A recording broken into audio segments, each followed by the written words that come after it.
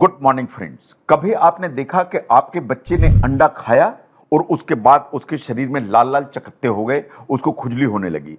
ये इस चीज का इंडिकेशन है कि बच्चे को शायद एग की एलर्जी है। जितनी भी खाने की चीजों से एलर्जी की प्रॉब्लम है उसमें अंडा सबसे कॉमन है। जो बच्चे हैं उनमें अंडे की जो एलर्जी है is a very common problem. ये जो एलर्जी के सिम्टम्स हैं अंडे खाने के बाद कुछ मिनट में ही चालू हो सकते हैं, कभी कभी ये देर से भी आ सकते हैं, लेकिन एलर्जी के जो सिम्टम्स हैं दे आर वेरी कॉमन। जो अंडे हैं वो सिर्फ अंडे खाने से नहीं, कोई भी चीज ऐसी बच्चे ने खाई जिसमें कि अंडा है, चाहे वो केक खाया चाहे पेस्ट्री खाई, उसमें अगर एग है तो उसके चलते भी एलर्जी हो सकती है। ना ये जो सिम्टम्स आते हैं ये कभी हल्के हो सकते हैं, कभी काफी सीरियस हो सकते हैं।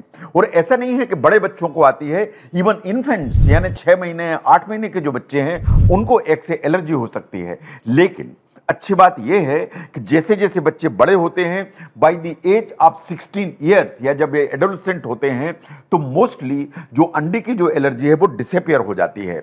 ना जहां तक सिम्टम्स का सवाल है, वो सिम्टम्स वेरी कर सकते हैं इन द सेंस कि अगर अंडे से एलर्जी है तो इट इज क्वाइट पॉसिबल कि स्किन के ऊपर लाल लाल चकत्ते आए, जिन्हें कहते हैं अर्टिकेरिया। ये हो सकता है कि एलर्जी है तो नाक में प्रॉब्लम हो, नाक में जकड़न आ जाए, नाक बहने लगे, छींकें आने लगे, ये कहलाती है एलर्जिक राइनाइटिस। कभी पेट के सिम्टम्स आ सकते हैं इन द सेंस कि पेट में ऐंठन के दर्द हो सकता है, पेट गड़बड़ हो सकता है, लूज मोशन हो सकते हैं, कभी वॉमिटिंग हो सकती है। नंबर 4, कभी कभी सांस की दिक्कत हो सकती है, ऑलमोस्ट अस्थमा जैसे सिम्टम आने लगते हैं। ना कभी जो सिम्टम्स है वो बहुत सीवियर हो जाते हैं, इसे कहते हैं एनाफिलेक्सिस। जो एनाफिलेक्सिस है वास्तव में एक लाइफ थ्रेटनिंग सिचुएशन है, ये आपकी जानकारी में होना चाहिए। नाउ जब भी एनाफिलेक्सिस होगी तो क्या होगा?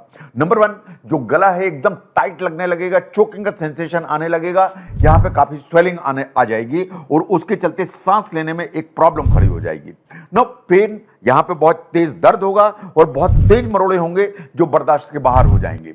आपके हार्ट की जो स्पीड है वो तेज हो जाएगी, धड़कन काफी तेज हो जाएगी। लेकिन अगर ये कंट्रोल नहीं किया गया तो इट इज क्वाइट पॉसिबल कि ब्लड प्रेशर तेजी से कम हो और शॉक की स्थिति चालू हो जाए या उत्पन्न हो जाए।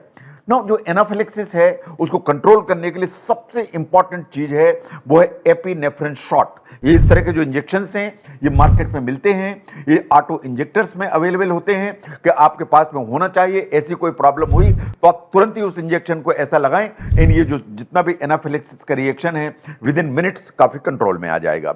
ना अंडे की एलर्जी क्यों होती है? हमारी बॉडी में एक इम्यूनिटी का सिस्टम होता है, इसका काम है कि हमारी जो बॉडी है उसको सुरक्षा प्रदान करे। लेकिन कभी ऐसा होता है कि जो इम्यूनिटी का सिस्टम है वो फूड में कुछ चीजों से रिएक्ट करता है या एलर्जी उनको मानता है तो उनके अगेंस्ट में एंटीबॉडीज बनाता है। जैसे अंडे से एलर्जी है तो क्या होगा? आपका जो इम्यूनिटी का सिस्टम है वो अंडे के अंदर जो प्रोटीन है उसको मिस्टेकनली टारगेट करता है। वो मिस्टेकनली टारगेट करता है ये समझ के कि ये प्रोटीन आपके लिए हार्मफुल है। तो जैसे ही आपने अंडा खाया उसमें प्रोटीन है, उस प्रोटीन के लिए आपकी इम्यूनिटी का सिस्टम उसके अगेंस्ट में एंटीबॉडीज बना देता है। ये जो एंटीबॉडीज हैं ये आपका जो इम्यून सिस्टम है बनाता है, लेकिन जब ये रिएक्शन करता है एक प्रोटीन से तो बहुत सारे केमिकल्स रिलीज होते हैं जो एलर्जी के सिम्टम्स लेके आते हैं। ऐसा नहीं है कि अंडे का व्हाइट पोर्शन ही सिर्फ एलर्जी करता है, इवन योक जो है या येलो पोर्शन है वो भी एलर्जी कर सकता है, क्योंकि कुछ अमाउंट में प्रोटीन तो उसमें भी होता है। लेकिन यह बात बिल्कुल सही है कि जो अंडे का व्हाइट पोर्शन है उसमें ही एलर्जी या उसमें ही प्रोटीन ज्यादा है तो एलर्जी उससे ही सबसे कॉमन है। नो ये बड़ा शॉकिंग है बट इट्स इंपॉर्टेंट कि जो इन्फेंट्स हैं उनको एलर्जी कैसी होती है। इसलिए कि अगर बच्चे को एग से एलर्जी है, इन मदर जो है ना अंडे खा रही है, इन बच्चा ब्रेस्ट फीड कर रहा है, इसका मतलब मां ने अंडा खाया, बच्चे ने ब्रेस्ट फीड किया, इन बच्चे को या इन्फेंट को एग एलर्जी है तो उसको एलर्जी के सिम्टम्स आ जाएंगे। इसका मतलब यह है कि अगर बच्चों को एलर्जी के सिम्टम्स हैं तो मां को अंडे नहीं खाने चाहिए। नो रिस्क फैक्टर क्या है? अंडे की एलर्जी किसे होती है? अगर कोई बच्चा है जिसको एटोपिक डर्मेटाइटिस है या एक्जिमा है, जिसकी चमड़ी में इस तरह के रैशेस आते हैं या एलर्जी के सिम्टम्स आते हैं जैसा आपको फोटोग्राफ में दिखाई दे रहा, अगर बच्चे को इस तरह की प्रॉब्लम है तो पॉसिबिलिटी इस चीज की होगी कि उसको अंडे से एलर्जी आएगी। नंबर 2 पर आती है फैमिली हिस्ट्री। अगर आपके पेरेंट्स में से किसी को एग की एलर्जी है, आपको एग एलर्जी होने की संभावना ज्यादा है। अगर आपको अस्थमा है, अगर आपको एक्जिमा है, आपको अर्टिकेरिया है या दूसरी कोई फूड एलर्जी है या आपके पेरेंट्स में से किसी को है तो आपको एग एलर्जी होने की संभावना ज्यादा है। Now look at the age. जो एग एलर्जी है वो सबसे कॉमन बच्चों में है, लेकिन ऐसा नहीं है कि एडल्ट्स में नहीं होती है, ये किसी भी एज में आ सकती है। लेकिन जैसे जैसे एज बढ़ती है जो डाइजेस्ट सिस्टम है वो मैच्योर होता चला जाता है और जो एलर्जिक रिएक्शन है वो हमेशा कम होते चले जाते हैं। नाउ अगर एग एलर्जी है तो ये कोई डरने की बात है कि नहीं है? डरने की बात है। ये कभी कभी सीरियस कॉम्प्लिकेशंस क्रिएट करती है। मोस्ट डेंजरस जो है वो मैंने अभी पहले आपको कहा, दैट इज एनाफिलेक्सिस। जो एनाफिलेक्सिस है, गले में टाइटनेस, सांस की दिक्कत, अर्टिकेरिया, पेट में दर्द, लो बीपी एंड जान का खतरा। और ऐसा अगर है तो एपिनेफ्रिन के जो शॉट्स हैं दे आर द वन जो आपको इस समस्या से छुटकारा दिलाएंगे। ये मार्केट में अवेलेबल होते हैं, ये रेडिली आपके पास में होने चाहिए अगर आपको एग एलर्जी जैसी कोई प्रॉब्लम है तो।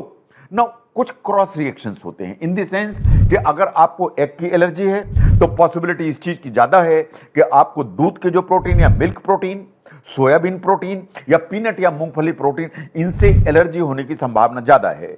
अगर आपको एलर्जी एग से है तो पॉसिबिलिटी इस चीज की होगी कि आपको डस्ट माइट या ग्रास एलर्जी हो सकती है। अगर आपको एग एलर्जी है तो स्किन में जो एटोपिक डर्मेटाइटिस होती है उसकी संभावना ज्यादा है and over a period of time asthma जैसी प्रॉब्लम होने की संभावना ज्यादा है। नाउ कैसे बचें, कैसे इसको अपने आप को प्रिवेंट करें? नंबर 1, आप अगर मार्केट में कोई चीज खरीदते हैं उसके लेबल पढ़ने की आदत डालिए, क्योंकि बहुत सारे आइटम्स ऐसे होते हैं जिनमें एग प्रोटीन छिपा हुआ होता है, तो उसको ध्यान से पढ़िए कि अगर उसमें एग प्रोटीन है तो उसको अवॉइड करने की जरूरत है। नंबर 2, जब आप बाहर खाते हैं, चाहे किसी पार्टी में खाएं चाहे किसी रेस्टोरेंट में खाएं, ध्यान दीजिए कि कहीं उसमें अंडा तो नहीं है या अंडे का प्रोटीन तो नहीं है। नंबर 3, आपको हमेशा अपने हाथ में या गले में एक ब्रेसलेट या नेकलेस पहनना चाहिए जिस पर लिखा रहे कि आपको एग की एलर्जी है और आपको एग की एलर्जी से एनाफिलेक्सिस या जान का खतरा हो सकता है। आपका जो भी बच्चा है जो स्कूल जाता है, स्कूल के टीचर्स जो केयर टेकर्स हैं उनकी जानकारी में होना चाहिए कि बच्चे को एग एलर्जी है, और मदर्स जिनके बच्चे को एग एलर्जी है उनको ब्रेस्ट फीडिंग अगर करती हैं तो उनको जो अंडा है वो नहीं खाना चाहिए।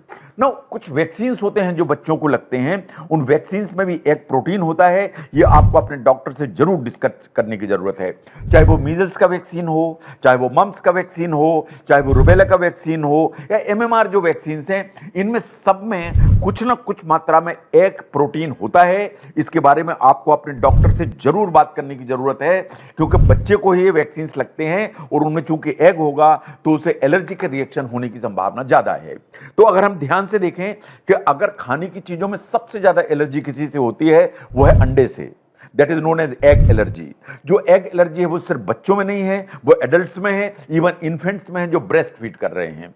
ये होती ही इसलिए है क्योंकि जो अंडे में प्रोटीन है, उस अंडे के जो प्रोटीन है उसको आपका जो इम्यून सिस्टम है उसको रिकॉग्नाइज न करके उसके अगेंस्ट में एंटीबॉडीज बनाता है, इन रिएक्शन पैदा करता है।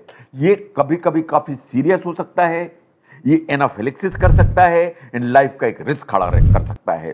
तो एग एलर्जी क्या कर सकती है, कितनी रिस्की है, एंड उसको कैसे प्रिवेंट किया जा सकता है, इस चीज को समझने में अगर इस वीडियो ने हेल्प की तो जरूर शेयर करें। मैं doctor V K Mishra from gastro liver hospital, Swaroop Nagar, Kanpur. Thank you very much.